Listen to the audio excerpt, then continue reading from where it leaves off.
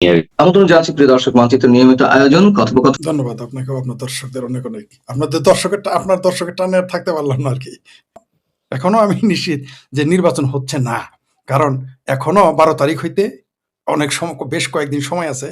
এখনো বোধহয় ১২-১৩ দিন আছে। বহু কিছু ঘটে যেতে পারে। কারণ এই বাংলাদেশ সব সম্ভবের দেশ। আর যদি কোনো কারণে নির্বাচন হয়ে যায়, যে প্রিয় দর্শক আমাদের প্রশ্ন করেছেন সরকারকে, আওয়ামী লীগ বিনা এই নির্বাচন কোনো অবস্থাতেই টিকবে না। প্রশ্নই আসে না। কে স্বীকৃতি দিবে? একমাত্র আমেরিকা ছাড়া পৃথিবীর কোনো রাষ্ট্রই তাকে স্বীকৃতি দিবে না। চায়না চুপ থাকবে, ভারতও সতর্ক প্রতিক্রিয়া ব্যক্ত করবে। ইউরোপীয় ইউনিয়ন তো আপনি দেখেছেন যে ইউরোপীয় ইউনিয়ন এখন পুরা ভারতের দিকে হেলে গেছে। মানে পুরা ইউরোপীয় ইউনিয়ন, আপনি জানেন ইউরোপীয় ইউনিয়নের প্রেসিডেন্ট বলছে যে mother of all deals, mother of all deals, অর্থাৎ নরেন্দ্র মোদীর সাথে তারা চুক্তি করতে পারে। তারা বলছে মাদার অফ অল ডিলস। এখন এই বেকুবদের এটা বুঝে কিনা বাংলাদেশের পাঙ্গুরা আমি জানি না। এর মানে ইউরোপীয় ইউনিয়নের প্রেসিডেন্ট এটা বলা মানেটা কি? ভারত যে কত বড় শক্তি এই গাধারা এটা বুঝেই না। এরা পারমাণবিক বোমা গিলে খাবে, ভারতের ৩ দিনে দখল করবে, ৪ দিনে দখল করবে, ৭ দিনে দখল করবে। মানে ভারত মনে হয় যে বাংলাদেশের মতো গণিমতের মাল হয়ে গেছে। কিন্তু সেই ভারতে ইউরোপীয় ইউনিয়নের প্রেসিডেন্ট বলে যে মাদার অফ অল ডিলস তারা সম্পন্ন করেছে নরেন্দ্র মোদীর সাথে। এই আকল তো তাদের নাই। কারণ নির্বোধ শিশু কিন্তু সিংহের লেজ দিয়েও কিন্তু কান খোঁচায়। তো এই বাংলাদেশের পাঙ্গরা সিংহের লেজ দিয়ে কান খোঁচাইতেছে। মানে ভারত হলো সিংহে, সেই লেজ দিয়ে কান খোঁচাইতেছে এই পাঙ্গরা, বুঝতে পারতেছে না। যেটা বলতেছিলাম, নির্বাচন আওয়ামী লীগ ছাড়াই নির্বাচন কেউ মানবে না। কেউ আওয়ামী লীগকে পছন্দ করুক না করুক, দ্যাটস অ্যানাদার কোশ্চেন। আওয়ামী লীগকে নির্বাচন অংশ নিতে দিতে হবে, কারণ বাংলাদেশের এখনো ৫০% মানুষের তারা প্রতিনিধিত্ব করে। আমি তাকে পছন্দ করি না করি, জামাতে কেউ তাকে পছন্দ করুক না করুক, যায় আসে না। জামাত ৩% হয়ে তারা যদি নির্বাচনে না নিলে নির্বাচন বিতর্কিত হয়। বিএনপির ২৫% হওয়ার পরে নির্বাচনে না নিলে যদি নির্বাচন বিতর্কিত হয়, তাও বিএনপি নিষিদ্ধ করে নাই, জামাত নিষিদ্ধ করে নাই, কোনো রাজনৈতিক দলে আওয়ামী লীগ নিষিদ্ধ করেনি। তারপরও সেই নির্বাচন যদি বিতর্কিত হয়, তাহলে এই নির্বাচন কেন বিতর্কিত হবে না? ওই জামাতের রাজাকারের বাচ্চারা যতই বলুক আওয়ামী লীগ ছাড়া নির্বাচন মানেই কি ইনক্লুসিভ নির্বাচন নয়, তাকে বললো জনগণের অংশগ্রহণই বড় কথা। তাহলে গতবার আওয়ামী লীগ কি করেছিল? আওয়ামী লীগ কি বলছিল জামাত নিষিদ্ধ, বিএনপি নিষিদ্ধ বলে নাই? তাহলে গতবার ওরা এই নির্বাচন যদি ১২ তারিখে হয়ে যায়, তাহলে কিন্তু ওই আওয়ামী লীগের যে নির্বাচন বিতর্কিত সেটা কিন্তু জায়েজ হয়ে যাবে। এই আকলই তাদের নাই। অর্থাৎ মূলত তারা আওয়ামী লীগকেই প্রমোট করতেছে। যেমন ৩২ নাম্বার বাড়ি ভাঙার পরে তারা মূলত আওয়ামী লীগকে জিন্দা করেছে। তারা বঙ্গবন্ধুকে নিয়ে বেশি বেশি বঙ্গবন্ধুর বিরোধিতা করার কারণে বঙ্গবন্ধু জীবিত বঙ্গবন্ধুর সাথে মৃত বঙ্গবন্ধুর শক্তিশালী হয়ে গেছে। এই এদের বাড়াবাড়ি করার কারণে এই নির্বাচন ১২ তারিখে যদি হয়ে যায়, তাহলে আওয়ামী লীগের যে বিতর্কিত নির্বাচন এটা জায়েজ। কারণ আওয়ামী লীগ তো কোনো দলকে নিষিদ্ধ করেনি। আর এই নির্বাচন তো টিকবেই না। এই নির্বাচনের ফলাফল যাই ঘটুক, তারা তো তাদেরকেই আনবে ক্ষমতায়। আনার পরে তারা যে স্বপ্ন দেখতেছে আওয়ামী লীগ কিন্তু বিরোধী দল হিসেবে ১২ তারিখের পরে কিন্তু পৃথিবীর সব খেলা বদলে যাবে। বাংলাদেশের রাজনীতির পটও পরিবর্তন হয়ে যাবে। অনেক কিছুই বদলে যাবে। হাওয়া বাতাস ১২ তারিখের পরে বদলে যাবে। নির্বাচন হইলেও না হইলেও, যদি নির্বাচন হয় তাহলে একরকম, নির্বাচন না হলে একরকম। নির্বাচন হয়ে গেলে এই সরকার হায়েস্ট ২৬ সাল ক্রস করতে পারবে না। একেবারে বিএনপি জামাত মিলকে জুলকেও যদি থাকে ২৬ সাল ক্রস করতে পারবে না। কারণ আপনি দেখতে পারতেছেন যে সারা পৃথিবীর রাজনীতি কিন্তু পাল্টে গেছে। সারা পৃথিবীর ইরান থেকে শুরু করে ভেনেজুয়েলা থেকে শুরু করে, আর আমেরিকা যার বন্ধু হয় তার তো শত্রু দরকার নেই। তার শত্রুর দরকারই নাই। কারণ যে কোনো মুহূর্তে আমেরিকা একটু চোখটা ঘোরাবে, এই সরকার ৫ মিনিটও টিকবে না। ৫ মিনিট। যেমন একটা চ্যানেলে বিএনপির নেতা এসে বলেছিলেন আমাদের সাথে যে ওয়াকার যদি বেড়াকে ফিরে যায় ইউনুস সরকার ১ মিনিট টিকবে। তেমনি আমেরিকা যদি একটু চোখ বন্ধ করে, এই যে সরকার আসবে এই সরকার ১ মিনিটও টিকবে না। পরের দিনই পতন ঘটে যাবে। আর আওয়ামী লীগ বানের পানির মতো ঢুকে পড়বে। আওয়ামী লীগকে আপনি ঠেকাইতে পারবেন না। কারণ আওয়ামী লীগের উপরে এত নির্যাতন, এত এত এত অত্যাচার করা হয়েছে যে এই ১৭ মাসে ১৭ বছর ফেল করে দিছে। তো এটা রিটার্ন আসবেই, কারণ প্রকৃতি তার নিজস্ব গতিতে চলবে। জামাতেরা বিএনপিদেরও একটু শিক্ষা পাওয়া দরকার। তাদের বোঝা উচিত যে তাদের শত্রুকে, আমি বারবার বলেছি, আমাদের বৃহত্তর ময়মনসিংহ বিভাগে, মানে বর্তমান বিভাগ ময়মনসিংহ অঞ্চলে যত হাঙ্গামা হয়, এমনকি আওয়ামী লীগ বিএনপি আওয়ামী লীগ বিএনপিতে, এর পিছনে ইন্ধন যোগায় জামাতেরা। এটা আমি কিন্তু এখন না, বারবার বলে আসছি, আপনার চ্যানেলে বলেছি, আমি লিখেছি বারবার। রেজাউল করিম হীরাকে শেরপুর থেকে গ্রেপ্তার করেছে, আপনার মনে আছে? আওয়ামী লীগের এমপি, ৮০-র উপরে বয়স, তাকে ধরে আনলো এই জামাতের ষড়যন্ত্রে। এটা বলার কারণে জামালপুরে এক হিন্দু প্রতিবাদ করছে আমার বিরুদ্ধে। আপনি আমার ফেসবুক পোস্টে তো, এখন ফেসবুকটা তো নাই, সে আমার সাথে বিতর্কের নামছে, আমি নাকি মিথ্যা কথা বলতেছি। এই ষড়যন্ত্র করেছিল তখন জামাত বিএনপিকে দিয়ে। সে আবার লেখছে আমার বাড়ি তো জামালপুর সদর, মনে হয় যে জামালপুর সদরে থাকলে সব জানে, অন্য কেউ থাকলে অন্য কারো কেউ জানবে না। মানে চান্দের খবর নিতে গেলে চান্দে গিয়ে বাস করতে হবে। আমার বাড়ি হচ্ছে জামালপুর, এটা সে ভুলে গেছে। মানে সে বুঝাইতে চাইছে যে তার বাড়ির সদরে, আমার বাড়ির সদরের নিচে না জানে কি, তার জানা নাই যে সদরে আমাদের সরিষাবাড়ি যে রাজনীতির মূল কেন্দ্র, এটা তার ধারণাই নেই। যাই হোক, জামালপুর কেন্দ্র সেন্টার নিয়ে চিন্তা করে না, সরিষাবাড়ির উপরে জামালপুরের রাজনীতি নিয়ন্ত্রণ অনেক কিছু নির্ভর করে। যাই হোক, যেটাই রেজাল্ট করে হীরাকে, যিনি সাবেক এমপি মন্ত্রী ছিলেন বিএনপি আওয়ামী লীগের, তাকে যখন ধরে আনে ওই এত বয়স্ক তার স্ত্রী সহ, তাকে ভূমিপুষ থেকে কি যেন জমি রেজিস্ট্রি করতে গেছিল, তখন কি কারণে যেন, এটা নিয়ে আমরা কথা বলেছি সম্ভবত, এই ষড়যন্ত্র করেছিল, বিএনপির তখন খুশি হয়েছিল। আমি জানতাম বিএনপির সাথে লাগবে। আমি আবারও বলি, এমনকি বহু আগেও বলেছি যে একদিন এই দেশে বিএনপি নির্বাচনের শুধু তফসিল ঘোষণা করলে বিএনপি আর জামাতের যে মধুর প্রীতি, এই গাইঠে প্রীতি, এই প্রীতি কিন্তু আর থাকবে না। তো শেরপুরে একটা না, অনেক তো বেশি মরার কথা ছিল জামাতের। কারণ জামালপুরে জামাতের কোনো অস্তিত্ব নাই। লাথে উষ্টাইলে ব্রহ্মপুত্র নদী আর যমুনা নদীর তীরে ফেলানো উচিত। এই বদমাইশগুলো জামাতের এখানে 1500 কোটি টাকা পাবলিকের কাছ থেকে হাই হাই কোম্পানির মাধ্যমে নিয়ে নিছে। আপনি সার্চ দিলেই পাবেন, জামালপুর মাতারগঞ্জ লিখলেই পাবেন, জামালপুর লিখলেই পাবেন যারা কি করছে। এই যারা মারে তারা তো মেরেই নেয়, যারা হাই হাই করে হাই হাই কোম্পানি। এই হাই হাই কোম্পানি জামাতে 3টা কোম্পানি প্রায় 1500 কোটি টাকা মেরে দিচ্ছে। এটি নিয়ে দেখবেন লাগাতার মিছিল মিটিং হয়েছে, এবং আপনার চ্যানেল আপনি ওটা দেখাইছেন। তো ওই শেরপুরে আরো বেশি মার খাওয়ার কথা ছিল জামাতের। বিএনপির আমি বুঝি না, জামাত প্রেমী এত এরা, মানে জামাত প্রেমের এত বুধ, এটা আওয়ামী লীগ হলে কি করতে না? মানে জামাতের এত বড় সাহস হয় কি করে শেরপুরের মতো জায়গায়, জামালপুরের মতো জায়গায় বিএনপির সাথে মারামারি করে? এই সাহসটা, এটা কিন্তু আজকারা বিএনপি দিয়েছে, তার ফল তারা ভোগ করতেছে। এটা করতে হবে, কারণ এই সৈয়দ আশরাফের ভাষায় মৌলবাদী শক্তি কেবলমাত্র আওয়ামী লীগের শত্রু না, তার ভাষায় শুধু আওয়ামী লীগের শত্রু, আমার ভাষায় এটা বাংলাদেশের শত্রু, বিএনপির শত্রু, পুরো বাংলাদেশের শত্রু। আপনি দেখেন আজকে পাপিয়া কি বলছে, বিএনপির যে সাবেক এমপি এবং তার হাজবেন্ড হারুনুর রশিদ এমপি প্রার্থী, জামাতের এই বিএনপির এমপি কিন্তু অত্যন্ত ধার্মিক মানুষ। দেখবেন সারাদিনই সংসদে তারা কোরআনের আয়াত তেলাওয়াত করে টুপি মাথায় দেয়, তারপরও তার বিরুদ্ধে জামাত যে সমস্ত কথা বলতেছে। আজকে পাপিয়া কি বলছে, এই যে কিছু সৈয়দ আশরাফ পাপিয়া, তিনি বলেছেন যে তামাকে যেমন ক্ষতিকর, জামাতে ইসলামও তেমন ক্ষতিকর। একেবারে জামাতের শরীর একেবারে পিত্তি চলে গেছে এই কথা শোনার সাথে।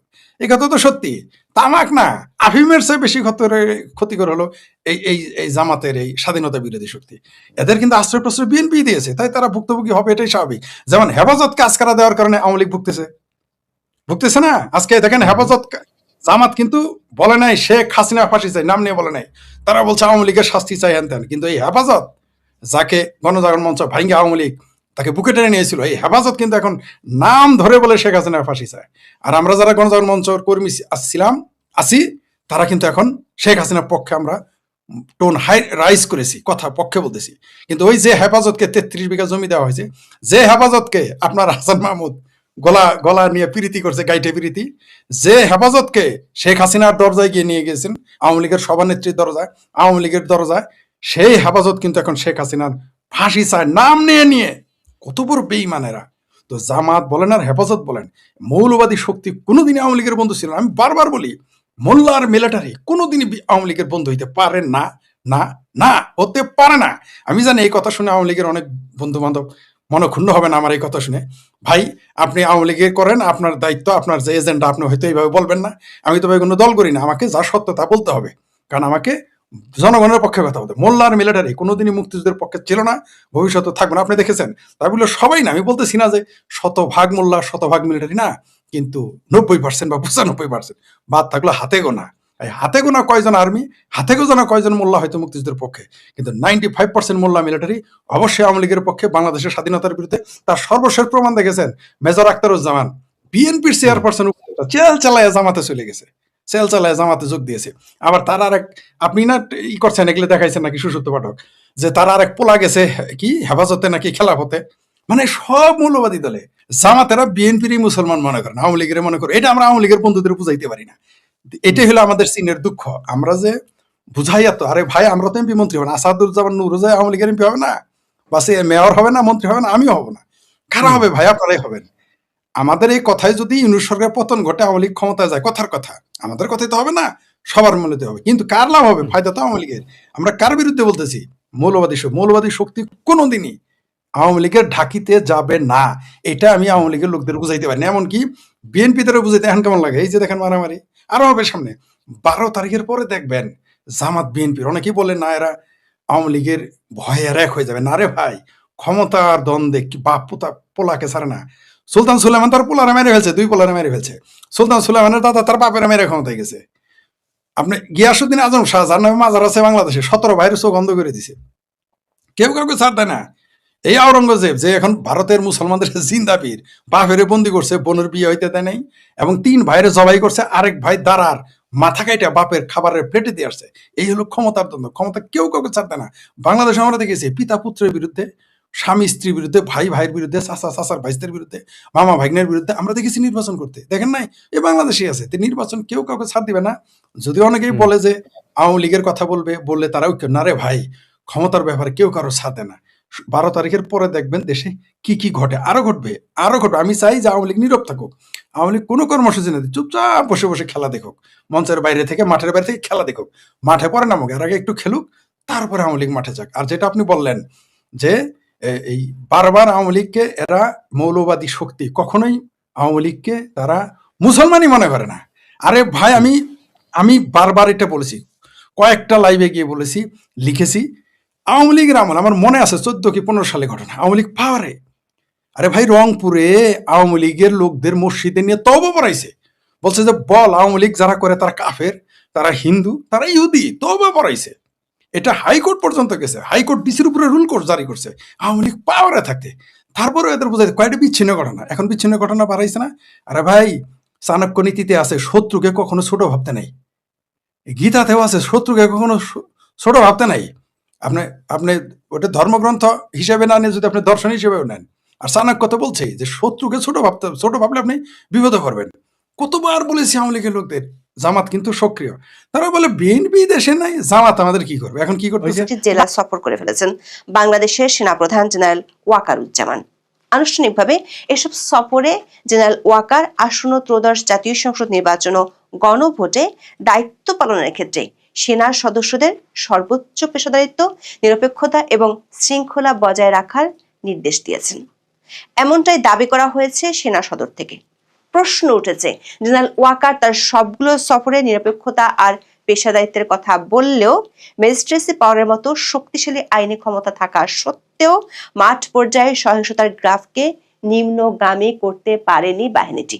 উল্টো শেরপুরে বিএনপি জামাত সংঘর্ষের পর সেনাবাহিনী আদৌ নিরাপত্তা দিতে পারবে কি না সে প্রশ্ন বড় হয়ে দেখা দিয়েছে। একাধিক সূত্র বলছে, বর্তমানে আইন শৃঙ্খলা পরিস্থিতির যে অবস্থা তাতে নির্বাচনকে ঘিরে জেনারেল ওয়াকার দ্বিমুখী সংকটে পড়েছেন।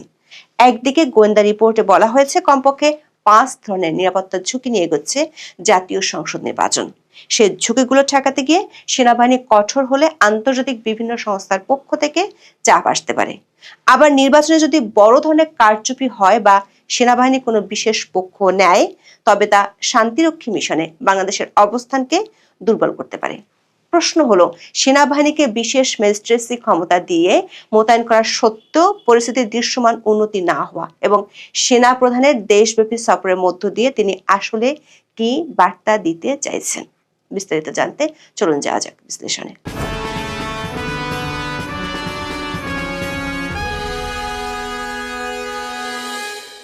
নির্বাচনের তফসিল ঘোষণার পর থেকে সারা দেশে যে অস্থিরতা দেখা দিয়েছে তা কেবল বিক্ষিপ্ত সংঘাতের মধ্যেই সীমাবদ্ধ নেই। সবশেষ শেরপুরে প্রার্থীদের নির্বাচনী ইশতেহার পাঠ অনুষ্ঠানে চেয়ারে বসাকে কেন্দ্র করে বিএনপি নেতাকর্মীদের সঙ্গে সংঘর্ষে জামাত ইসলামের শ্রীবর্দী উপজেলার সেক্রেটারি রেজাউল করিম নিহত হয়েছেন। কেবল শেরপুরের এক ঘটনাই নয়, 11 ডিসেম্বর তফসিল ঘোষণার পর থেকে আরো 3টি রাজনৈতিক হত্যার ঘটনা ঘটেছে। পুলিশ সদর দপ্তরের হিসাব অনুযায়ী গত 12 ডিসেম্বর থেকে 26 জানুয়ারি পর্যন্ত 45 দিনে সারা দেশে 144টি নির্বাচনী সহিংসতার মধ্যে প্রতিদ্বন্দ্বী সমর্থকদের মধ্যে সংঘর্ষের ঘটনা ঘটেছে 55টি। এছাড়া ভীতি দেখানো এবং আক্রমণাত্মক আচরণের ঘটনা ঘটেছে 11টি।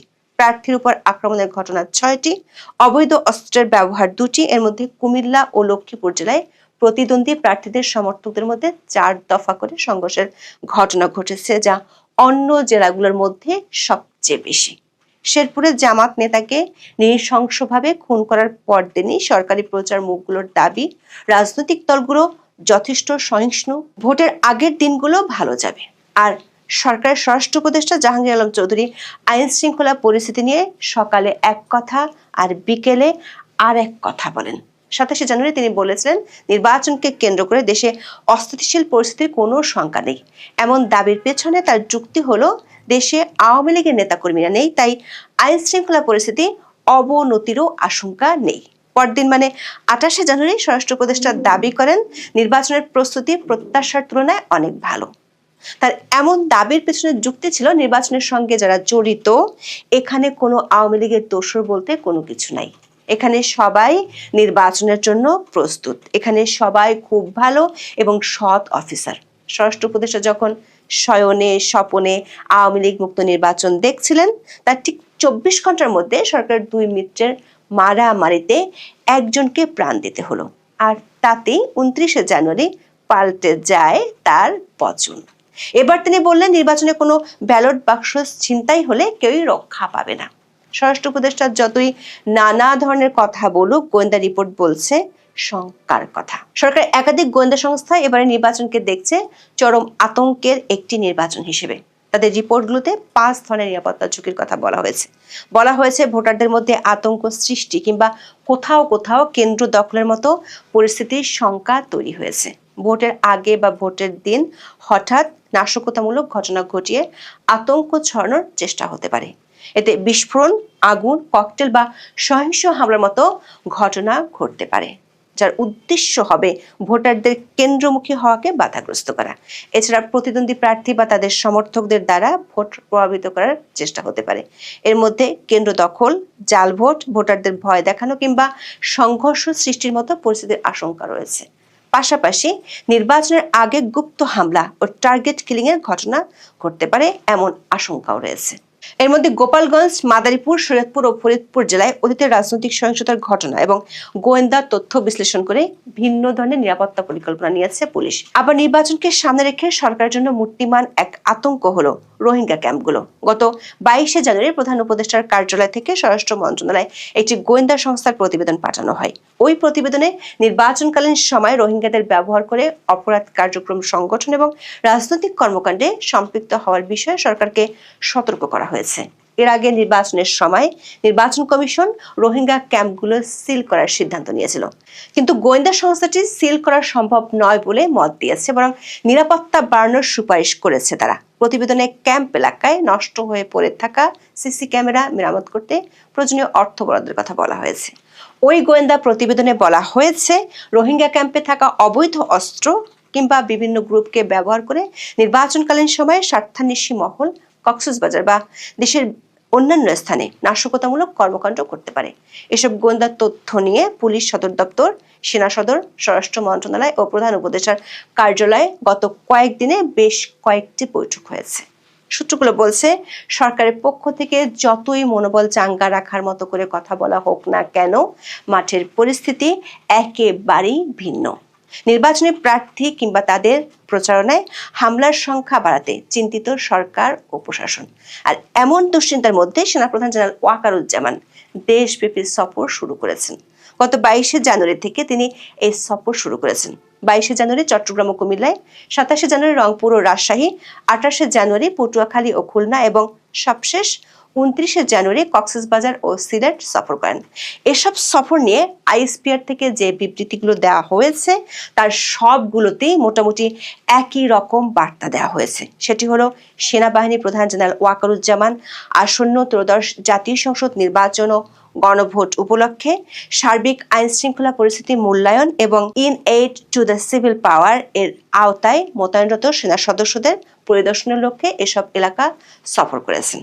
সেনা প্রধান এসব সফরে মত বিনিময়কালে পেশাদারিত্ব, নিরপেক্ষতা, শৃঙ্খলা, ধৈর্য ও নাগরিক বান্ধব আচরণের মাধ্যমে দায়িত্ব পালনের উপর বিশেষ গুরুত্ব আরোপ করেন। দর্শক, বাংলাদেশের ইতিহাস ঘাটলে দেখা যাবে, বাংলাদেশের যে কোনো অরাজনৈতিক সরকারের আমলে সেনাবাহিনী দৃশ্যমান না হলেও পর্দার আড়ালে বেশ ক্ষমতাধর এক শক্তি হিসেবে কাজ করে।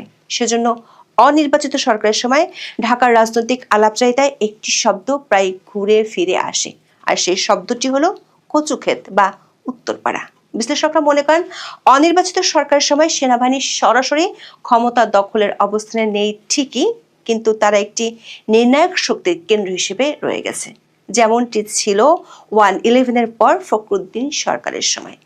বাংলাদেশের বর্তমান অন্তর্বর্তীকালীন সরকার 2024 সালের 17 সেপ্টেম্বর প্রথমবারের মতো সেনাবাহিনীকে বিশেষ নির্বাহী ম্যাজিস্ট্রেসি ক্ষমতা দেয়।